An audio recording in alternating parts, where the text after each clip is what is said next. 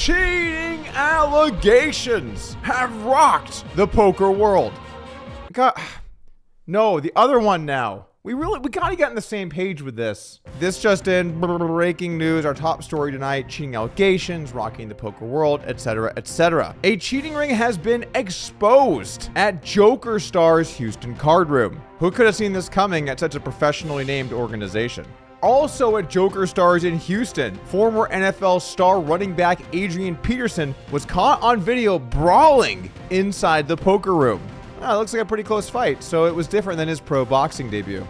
Not only down goes Peterson! Next up, one San Francisco man continues to win online satellites to play in ladies' events. This is an outrage. This is a problem we need to address. Of course, this guy is from San Francisco, right? We all know how I feel about Californians. They're bringing in drugs. They're taking our jobs. We've got to do something about these Californians. I'm just saying people are starting to get sick of us. And finally tonight, speaking of a man looking for easier places to play, Kevin Durant has been traded to the Houston Rockets. We're actually not going to be covering that story tonight, but if KD likes poker, I know a poker room he shouldn't check out. All of this and more tonight on Poker News. Kicking things off, let's talk about this first story about a cheating ring that was recently exposed in Houston's card room, Jokerstars. Here is what happened according to the Poker News report. I wasn't sure I was going to cover this story, but the Reddit comments put out the bat signal. Code Doug. According to this article, a high-stakes poker night at Jokerstars Poker Room in Houston was marred by scandal this past Sunday, as 3 players, including a former club employee, were caught executing a sophisticated cheating operation using RFID technology and a concealed card reader. The trio, Carlito, along with 2 guests he personally invited, Marcello and Ivan, were identified after a security review exposed from their coordinated scheme. According to club owner Jerry Yen, the footage prompted general manager Jason Marshall to confront Carlito directly about the incident. Carlito, Marcello, and Ivan, one of these things is not like the other. I'm glad we had a little variety in there though. I'd hate to see what the next Martin Zamani tweet would look like.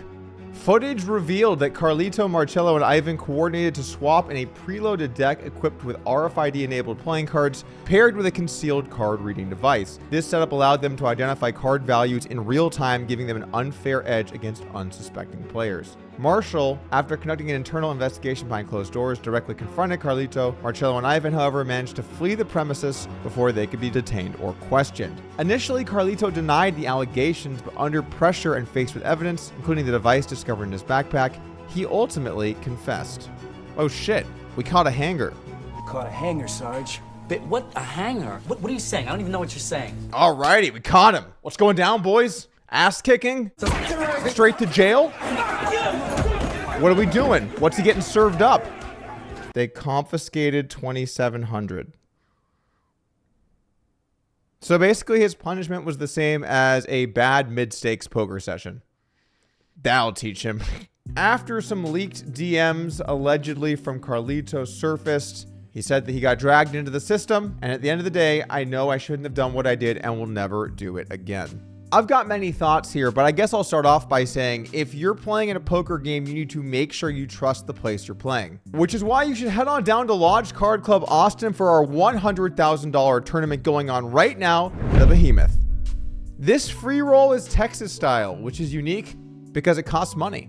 But can we get back to the poker room saying that all lost funds have been returned? How can they possibly say that? First off, you don't know how many times this happened. Second off, you don't know how many rings of these players that there are. Third, you don't know exactly everyone's win or loss in each session, right? What are you going to do? Go in and see anyone that played that day and credit them back the exact chip amount based on what Carlito ended with? How can you possibly say that? I mean, possibly you can do a pretty good job of that one day's session, but it does have to make you question, has this been going on for quite some time? And for the record, this is not the first time we've heard of these types of cheating scandals happening across the country, but also particularly in Houston. There was an incident a few years ago at Prime Card Room in Houston as well, where the poker shufflers were allegedly being used to cheat players at high stakes. I actually had a couple friends that played in those games, as well as Martin Zamani. With the amount we've talked about Martin lately, you think his last name would be Cabril. Not like that. Our next story happened a few days prior to this, but it also happened in the exact same poker room. NFL star Adrian Peterson caught brawling in Jokerstars poker room. Former NFL running back Adrian Peterson was involved in a fist fight during a May 27th poker game, according to a video obtained by TMZ. Let's take a look at the footage. Come on! Hey!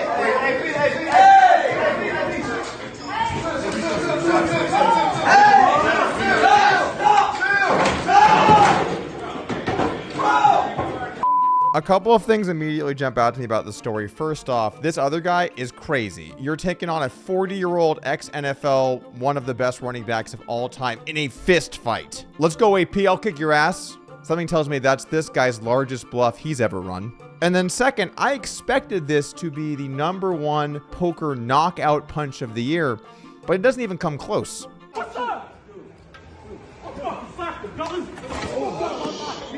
I'd love to promote a good lodge knockout tournament here, but I don't think we have any good ones coming up.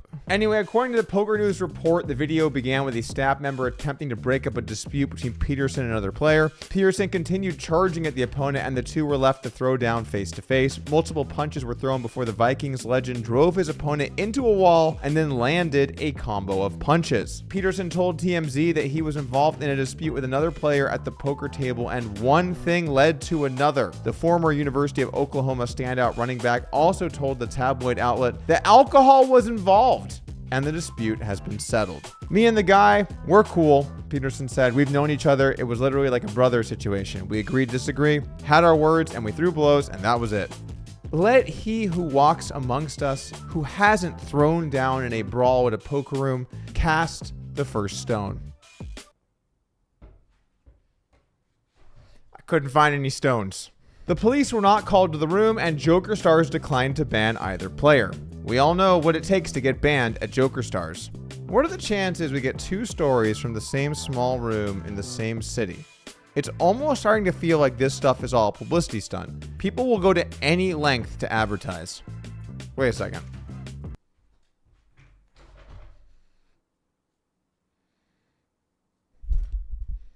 Where were we? That English is getting me again.